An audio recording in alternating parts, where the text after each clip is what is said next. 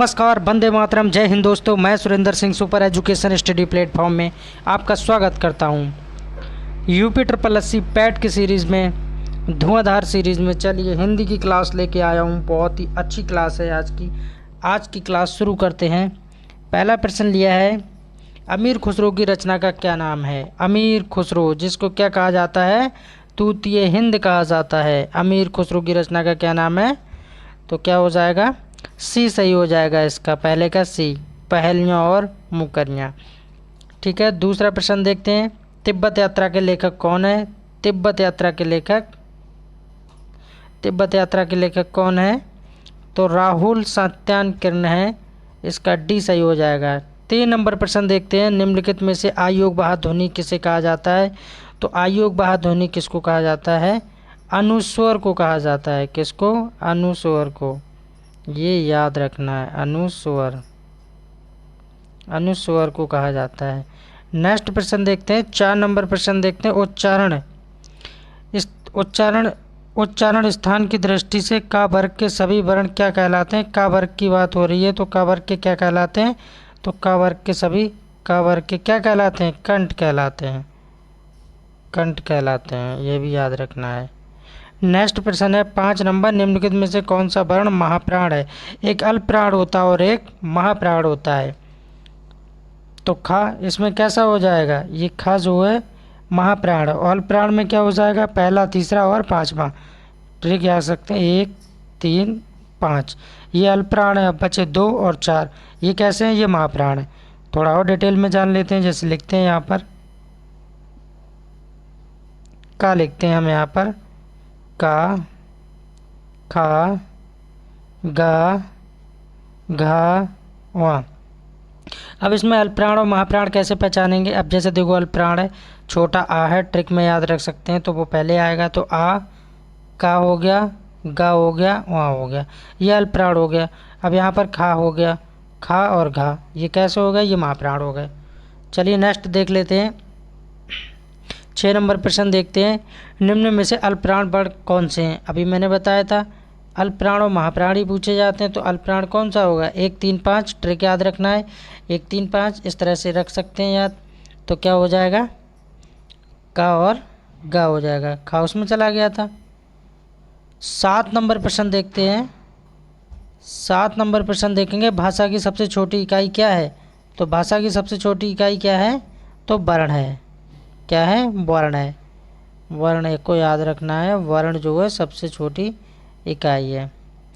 Next देखते हैं। 8 number प्रश्न देखते हैं। मैं प्रतिदिन भजन करता हूँ में मैं कौन सा सर्वनाम है। यहाँ पर सर्वनाम पूछा गया है, किसके बारे में, मैं के बारे में। मैं कौन सा सर्वनाम है, तो कौन सा हो जाएगा, उत्तम पुरुष।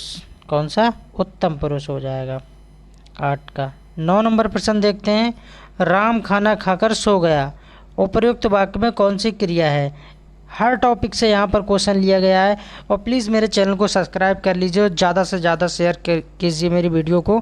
9 नंबर प्रश्न है, राम खाना खाकर सो गया, उपयुक्त वाक्य में कौन सी क्रिया है, तो कौन सी क्रिया है यहाँ पर, पूर्णकालिक क्रिया है। कैसे पता लगा कि पूर्णकालिक है, क्योंकि राम अपना काम कर चुका है, इसीलिए पूर्णकालिक है कि राम खाना खाकर सो गया है।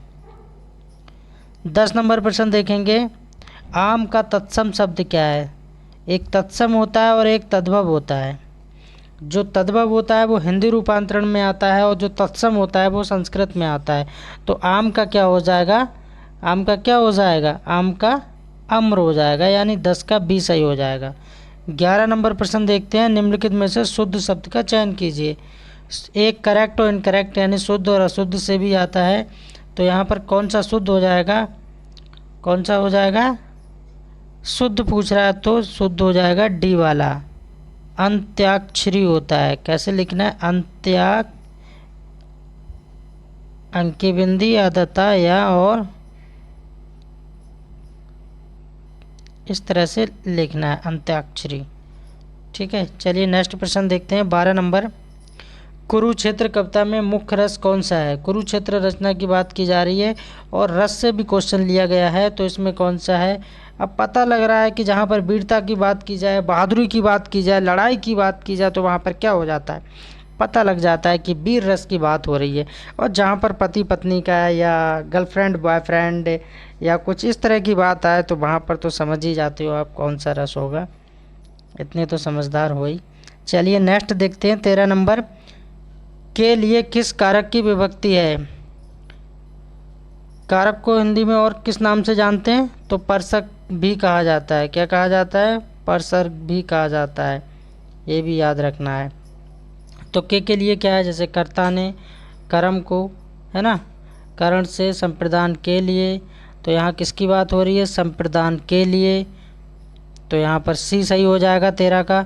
14 नंबर प्रश्न देखेंगे, इनमें से कौन सा संयुक्त व्यंजन नहीं है, नहीं में पूछ रहा है, ध्यान रखना है, नहीं वाले सवालों को बहुत अच्छे से करना है। तो 14 का डी, बाकी सब हो जाएगा छात्र ज्ञा, ये हो जाएगा। और नहीं में कौन है, हाँ फा नहीं है।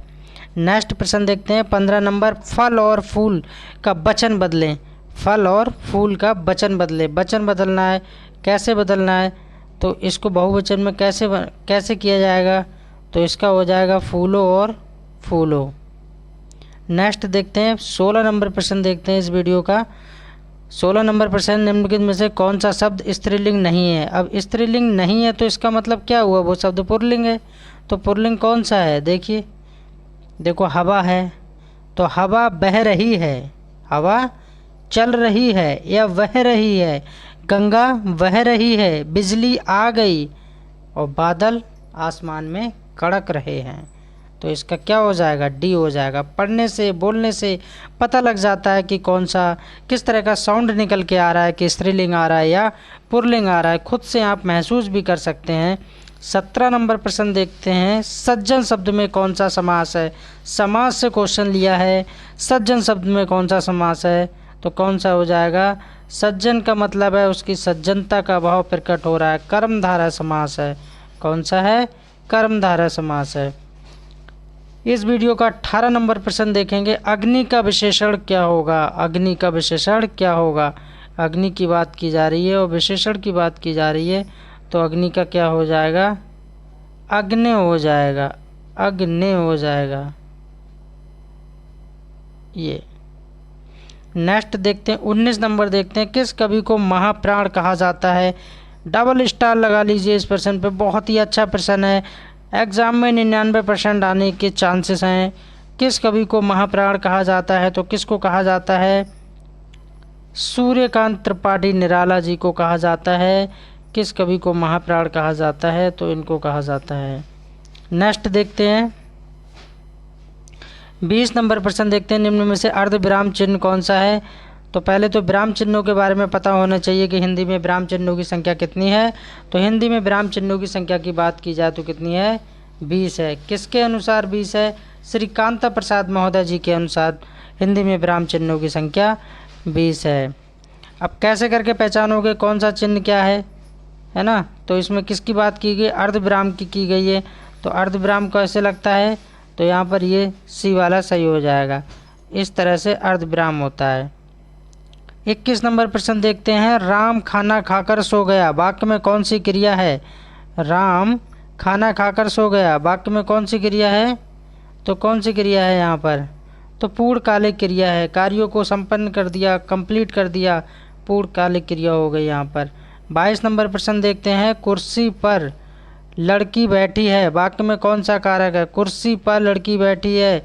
अब देखो यहाँ पर विभक्ति अब कैसे, जैसे प्रथमा द्वितीया तृतीया चतुर्थी पंचमी षष्ठी सप्तमी अष्टमी है ना, तो उस तरह से कर्ता ने कर्म को करण से इस तरह से देखोगे तो मे पर आ जाएगा, क्या आ जाएगा, मे पर आ जाएगा। और मे पर किसकी पहचान होती है, मे पर किसकी पहचान होती है, अधिकरण की होती है, किसकी, अधिकरण की। तो 22 का क्या हो जाएगा, 20 सही हो जाएगा, मे पर। 23 नंबर प्रश्न देखते हैं, निम्नलिखित में से किस शब्द में बहुव्रीहि समास है। बहुव्रीहि समास में क्या होता है, क्या कोई पद प्रधान होता है बहुव्रीहि समास में, बिल्कुल नहीं होता, तीसरा पद प्रधान होता है बहुव्रीहि समास में।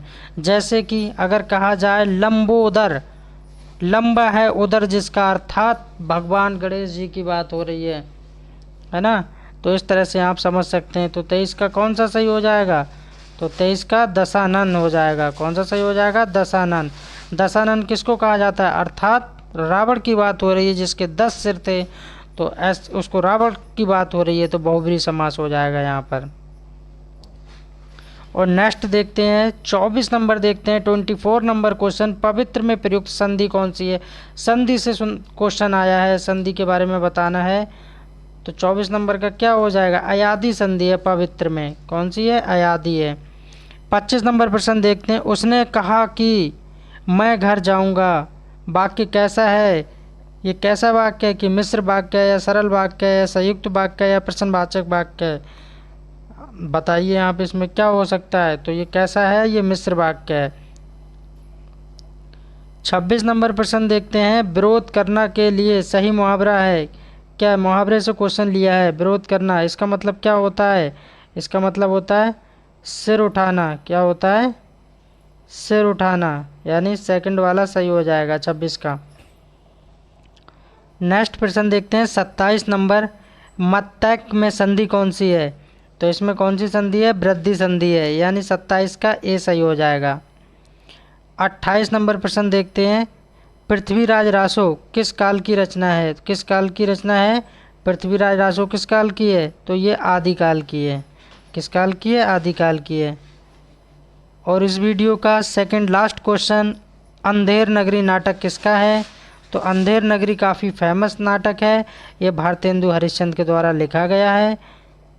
और इस वीडियो का लास्ट प्रश्न देखते हैं, आकाशदीप किसकी रचना है। आकाशदीप जयशंकर प्रसाद की रचना है। आकाशदीप है, झरना है, तितली है, कंकाल है, ये सब किसकी रचना है, जयशंकर प्रसाद की रचना है।